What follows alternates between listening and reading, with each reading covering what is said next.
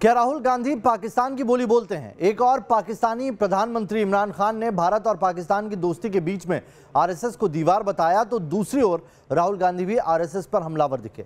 RSS पर हमले की राहुल और इमरान की इस टाइमिंग पर राहुल के विरोधियों ने सवाल खड़े कर दिए कि यह महज संयोग है या पूर्व नियोजित प्रयोग।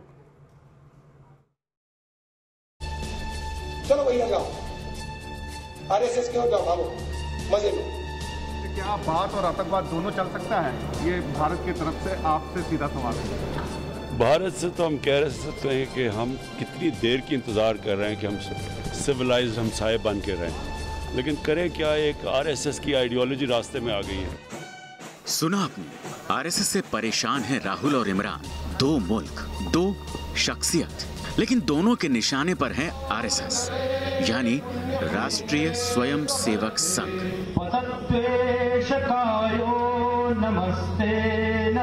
और खास बात यह कि आरएसएस पर राहुल और इमरान के हमले की टाइमिंग भी एक है। आखिर ये महज संयोग है या प्रयोग या फिर क्रोनोलॉजी? कभी राहुल पाकिस्तान की भाषा बोलते नजर आते हैं, तो कभी पाकिस्तान राहुल की बोली बोलता है। उज्बेकिस्तान के 2 दिवसीय दौरे पर पहुंचे पाकिस्तानी प्रधानमंत्री, पाकिस्तानी वजीर आजम इमरान खान से जब भारत पाकिस्तान की दोस्ती पर सवाल किया गया, तो वो राष्ट्रीय स्वयंसेवक संघ को बदनाम करने लगे। भारत पाकिस्तान के बीच कड़वाहट का ठीकरा आरएसएस पर फोड़ दिया। ठीक इसी वक्त राहुल गांधी ने भी कांग्रेस पार्टी के सोशल मीडिया डिपार्टमेंट की बैठक में आरएसएस को जमकर कोसा। इमरान खान ने तो आतंक से अपने रिश्तों पर पर्दा डालने के लिए आरएसएस पर आरोप लगा दिया। तो वहीं राहुल गांधी ने इमरान खान के साथ इस बार भी कदम ताल मिलाने की कोशिश की। राहुल ने कांग्रेस छोड़कर गए नेताओं के बहाने आरएसएस पर हमला बोल दिया। और बहुत सारे लोग हैं जो डर नहीं रहे कांग्रेस के बाहर है, वो सब हमारे, उनको अंदर लाओ, और जो हमारे यहाँ डर रहे हैं उनको बाहर निकालो। चलो भैया जाओ, आरएसएस के हो जाओ, भागो, मजे लो। नहीं चाहिए, जरूरत नहीं है तुम्हारी, हमें निडर लोग चाहिए। क्या बात और आतंकवाद दोनों चल सकता है? ये भारत की तरफ से आपसे सीधा सवाल है।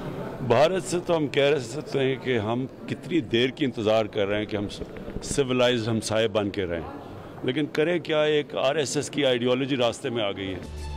एक बार फिर आरएसएस पर राहुल गांधी और इमरान खान की एक जैसी जुबान है। ताशकंद में इमरान खान से अफगानिस्तान में तालिबान को बढ़ावा देने पर सवाल पूछा गया था, लेकिन इमरान इसका जवाब देने से कतरा गए और इसकी बजाय उन्होंने भारत से रुकी हुई बातचीत के पीछे आरएसएस की विचारधारा को दोषी ठहरा दिया। तो आरएसएस ने भी आतंक के सरपरस्त इमरान को आईना दिखाने में देरी नहीं की।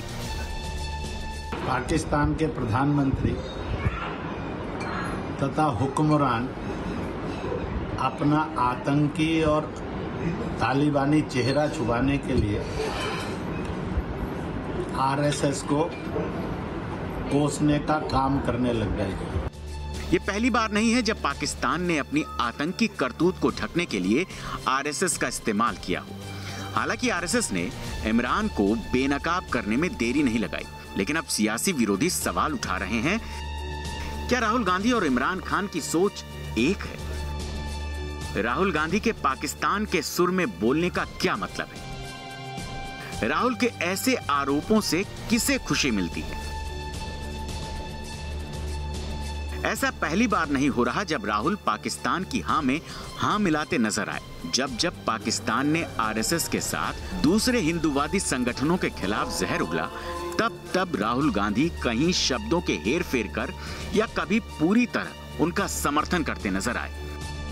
भारत को निशाना बनाने के लिए पाकिस्तान ने कई बार राहुल गांधी के बयानों का सहारा लिया है।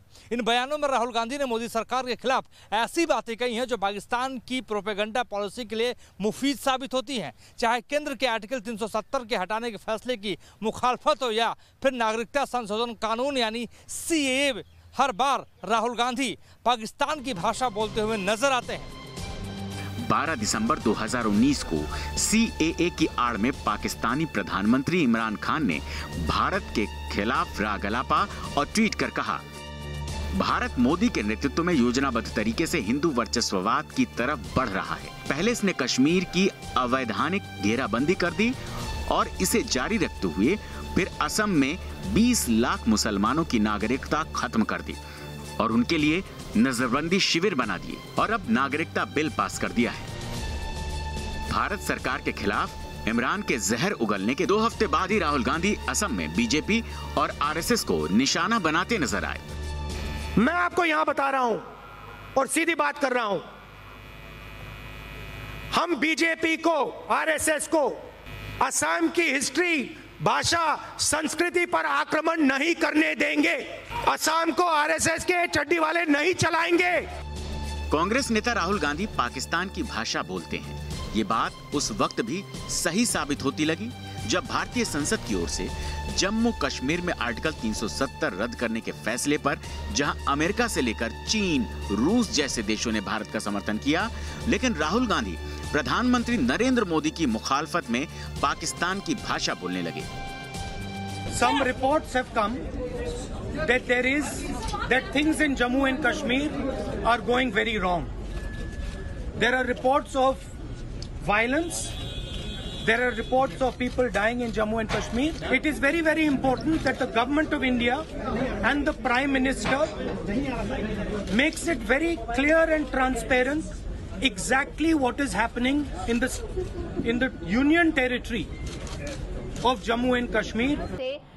पाकिस्तानी मीडिया और चैनलों ने राहुल के बयान को जोर शोर से दिखाया। आर्टिकल 370 हटाए जाने के विरोध करते करते राहुल पाकिस्तानी मीडिया के पोस्टर बॉय तक बन गए। आपको बताएं कि मोदी सरकार के ओछे हथकंडे जारी हैं। मकबूजा कश्मीर में कशीदा सूरत हाल की पोल खुलने के डर से ऑपोजिशन रहनुमा को मकबूजा वादी में जाने नहीं दिया जा रहा। राहुल गांधी ऑपोजिशन का वक्त लेकर श्रीनगर एयरपोर्ट पहुंचे, जहां काबिज इंतजामिया ने उन्हें एयरपोर्ट से निकलने ही नहीं दिया और वापस भेज दिया। राहुल गांधी के साथ गए मीडिया के नुमाइंदगान को भी मकबूजा वादी जाने की इजाजत नहीं दी गई है। राहुल के बयानों को आधार बनाकर पाकिस्तान के मंत्री और नेता भारत के खिलाफ जहर उगलने लगे।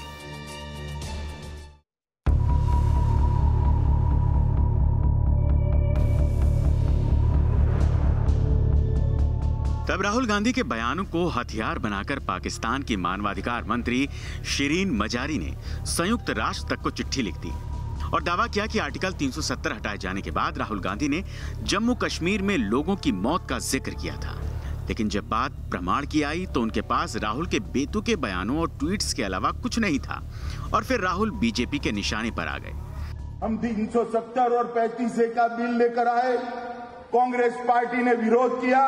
आज भी जो बयान देते हैं उसका उपयोग भारत के खिलाफ पिटीशन UN में करने में पाकिस्तान करना है।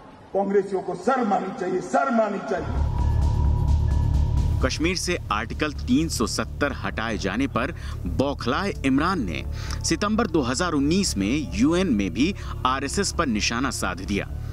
कश्मीर मुद्दे को लेकर मोदी सरकार पर आरोप दर आरोप मढ़ते मढ़ते इमरान संघ तक पहुंच गए। संयुक्त राष्ट्र महासभा में खुले मंच से इमरान ने RSS की तुलना हिटलर से कर दी और उसे मुसलमानों का दुश्मन करार दे दिया। This RSS believed in the ethnic cleansing of Muslims from India. At one point there was racial superiority of the Hindu race.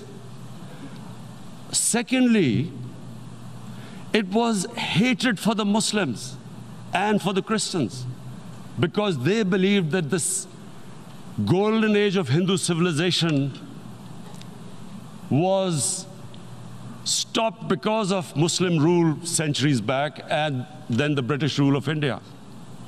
So it was racial superiority and hatred for Muslims and Christians. इससे पहले किसी भी पाकिस्तानी नेता ने UN में भाषण के दौरान संघ का नाम तक नहीं लिया था। इमरान खान ने हर बात के लिए आरएसएस को जिम्मेदार ठहराकर इससे जुड़े संगठनों, बीजेपी और हिंदू महासभा को बदनाम करने की कोशिश की। लेकिन इमरान खान के इस दुष्प्रचार पर फुल स्टॉप लगाया संघ प्रमुख मोहन भागवत ने। बल्कि ये कहना चाहिए कि भागवत ने इमरान खान की बोलती बंद कर दी। अपने दुष्कर्मों में सफल नहीं होते हैं तो संघ को रोको, ये मंत्र तो अब इमरान खान भी सीख गए हैं। असत्य बातें बोलकर, प्रमाणहीन बातें रखकर, जानकारी कुछ रहती नहीं।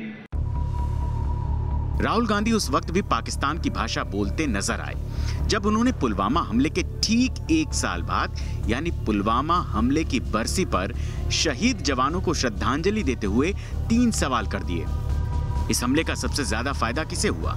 इस हमले की जांच में क्या सामने आया? बीजेपी की सरकार के वक्त में यह हमला हुआ था। सुरक्षा में हुई चूक के लिए किसे जिम्मेदार ठहराया गया? राहुल ने यह सवाल तब किए जब पुलवामा हमले की बरसी पर पूरा देश शोक में डूबा हुआ था। राहुल के इस सवाल पर भी सियासी बवाल मचा, क्योंकि यह ठीक वही नैरेटिव था जो पुलवामा हमले के बाद से पाकिस्तान गढ़ रहा था। राहुल के इस बयान से पाकिस्तान को भारत के खिलाफ प्रोपेगेंडा का एक और हथियार मिल गया, जबकि पुलवामा हमले के पीछे पाकिस्तान का हाथ होने के कई सबूत सामने आ चुके थे। यहां तक कि पाकिस्तान खुद अपने ही हाथों बेनकाब हो गया था जब वहां की संसद में केंद्रीय मंत्री फवाद चौधरी ने पुलवामा हमले को इमरान खान की बड़ी कामयाबी करार दे दिया था। हमने हिंदुस्तान को घुस के मारा है जनाब स्पीकर वहां पे,